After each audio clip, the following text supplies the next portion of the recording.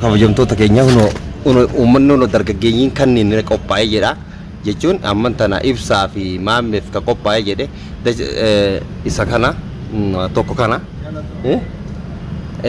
lama kun immoo achi jira kun immoo as na cinaa gonfoo kana gonfatee jira. Galgala kana waan raawwatu qofa naa hubadha. Jalla daddafa namni lama dura kutaa gara mana ibsaati. Mana ibsa ya ajram tamam ibsa mahamme halkan mu ida kana guru qabna. Assalamualaikum warahmatullahi wabarakatuh. Akan jirtan hundi keessan bakka jirtanitti nageenya koosin bira jiraatu kun amman tana qophoofne jirra gara mana ibsatti fi mahamme keessa deemuuf akkasiin amman tana jechuudha.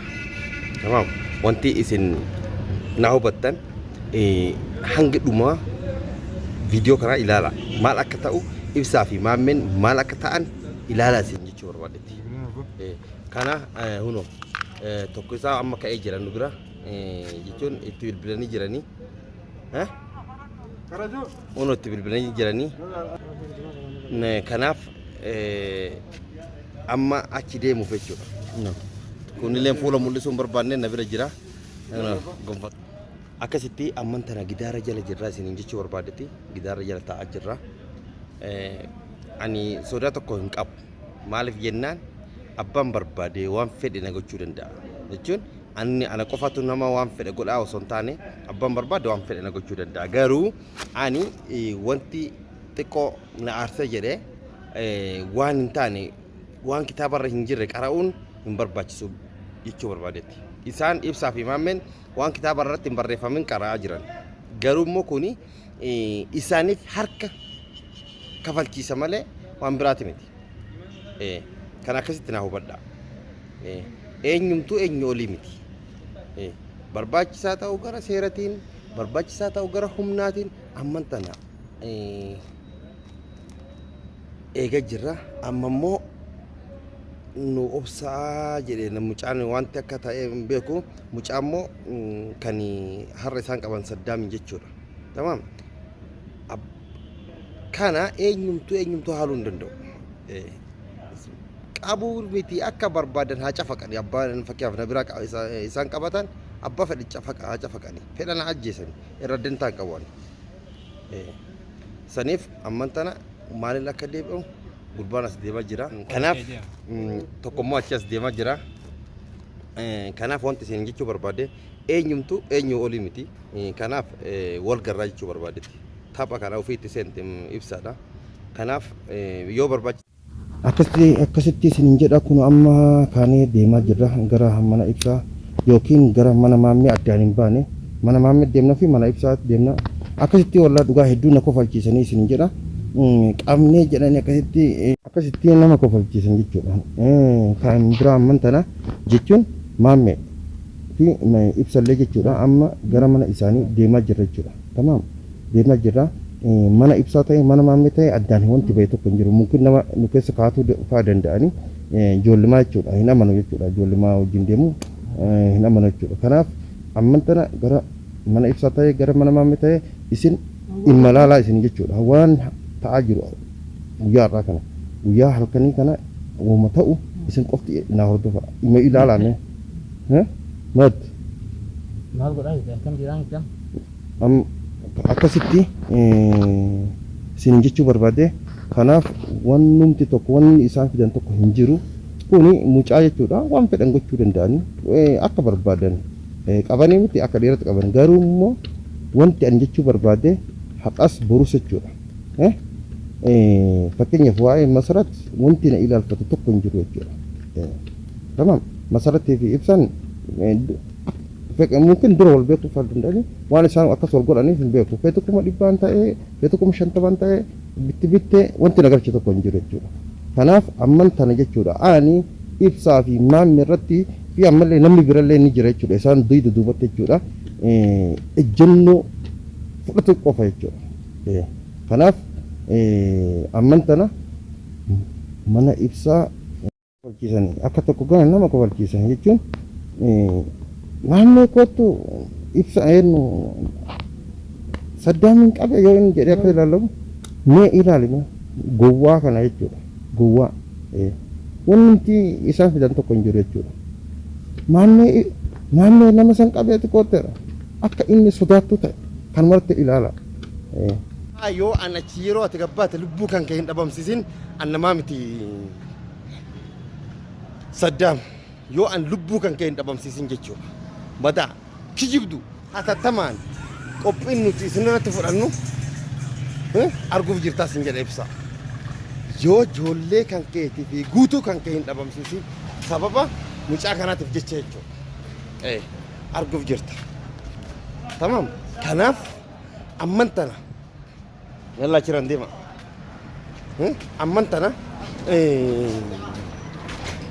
gara mana ibsaa yookiin mana maammee kana jennee hin himnu mana eenyu akka deemaa jirru tamam namoota ijoollee hedduu ijoollee gurmaa'anii jiran dhugaa mee qabdee kaa irraa bokkiste kaa dhugaa goota keenya ati bargoota achiran deema yalla daddafa namni lama dura kutaa Mustafaa dura kuti amman tana achi yaa'aa jirraa jechuu barbaadetti eenyu qabuuf mush qabiinsa miti kun qabiinsa miti kun rasaasa walitti banuudha tamaal fi atilleen toboroqa dhugaa yoo an achi yeroo ati gabbaate lubbuu kan kee hin dhabamsiisin an namaa miti Saddaam yoo an lubbuu kan kee hin dhabamsiisin jechuudha mataa kijibdu genne kanaafi jechuun amman tana ijoolleelleen wajjin jirra akkasitti quba qabaadha kunoo manni ibsaa kunooti amma bira geenne isin jedha maamilleen odeeffannoo akka dhageenyetti jechuudha namootatu bira jira achi maamilleen guutuun isaaniitu hatta nama afurii mana tokko keessa jiranii achi jiranii isin jedha kunoo amma nuti immoo mana ibsaa duyda duubarra jirra kunoo Dhaqee ilaalee jira. maal jettee Dhaqee ilaalee jira. Waan jirru beektulle. kalaasatti gurfaa tanaan seeni tamam jechuun hulaa tana dhadhaiti akka gootu hulaa tana dhadhaiti seeni tamam akkas quba qabaadhu akkasitti obboleeyyan kiyya hunoo jechuun ibsaan hedduu tokko garaa kiyya na gubee maaliif osuma ani waan tokko hin jedhin maqaa kiyyallee balleesse jechuun qabuu dandeettan sanirraa abbaa feetan 10 qaba 20 qaba yoo barbaaddan arguuf jirtanii isin jedhu hooma sir ila hordoftoota keenya jechuun amman tana jechuudha waan biraatti miti dhumu waan kanaa qofa ilaala akkamitti akka dhumatu jechuun durallee ani isin barbaanne ofii na barbaade jechuun ji'a meeqa isaaf jecha tumamee ji'a tokko guutuu isaaf jecha tumamee amman tana deebi'ee maallaqa situ akkas godhee situtti kennee naan jedhee ture garuu immoo eega isaan wal galanii eega isaan Maammadii wajjin wal galanii jedhanii alillee wanti namni diinni yeroo fakkeenyaaf namni sitti diineffate kun diinni kunillee siif fira jechuudha saniif ani masaratiin deeggaruu osoo hin taane masarat dantaa isiiti nan galchu waa'een isii garuu immoo amman tana irra guddina jechuudha gocha inni jedhetu hedduu tokko na aarsaa jira jechuudha tamam amman tana kunoo mana ibsaa bira naannoo sanitti kaloofne jirra akkasitti dhumuma isaa qofa ilaalaa jechuu barbaadetti osoo an hojiin deemu maqaa kiyya na nyaatee maqaa na balleessaa ture jechuudha tamam gocha hin taane amma immoo amman tana jechuudha ibsaa mana ibsaa ta'ee yoo achi isaan dhabne immoo hatta haga mana maammetti jechuudha dhiisuuf hin deemnu isin jedha kana naa qofa qaba amman tana jechuudha kanaaf guzguzoon amma keenya gara mana ibsaati gara mana ibsaa yaa'aa jirra amma tamam naa jechuu barbaadetti tamam ijoolleen uf dura erginee turre ijoollee uf dura erginee waan ta'uu deemu guutuu namoota jala kenne isaan bira jira nuu barreessanii jiranii ibsaa bira jiran amman tana jechuudha ibsaa bira ijoolleen sikuriitiin nama jala kenne dhiiras ibsaa fi maammee jala kenne dhalallee zeenaba jala kenne amman tana waan ta'u qofa akka nu hordoftan waan halkan eedanaa kana ta'u akka qofa waan raawwatu ta'e Zeenabaa jalallee dhalaa kennee jira. Garam akka deemtu garam akka bobbaatu waan guutuu jechuudha. Kun amma geennee siin jedha. Akkasitti mana ibsaa bira geennee jirraati. Akkasitti kun amma mana ibsaa bira geennee jirra. Mucaan ka keessa jiru jechuudha. Nu barreessaa jirra. Amman tana jechuun osoo nuti waan nu muutu tullee fakkeenyaaf nuti amma namoota hedduun wal hirree jirra. Bakka hedduutti jechuudha. Amman tana jechuun maamilleen achi jira. Maamilleen achi jira jechuudha.